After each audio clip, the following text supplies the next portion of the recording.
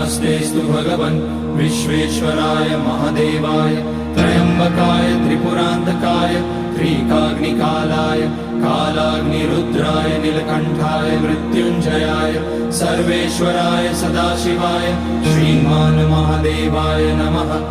ॐ नमः शम्भवाय च मयोभवाय च नमः शङ्कराय च मयस्कराय च नमः शिवाय च शिवतराय च।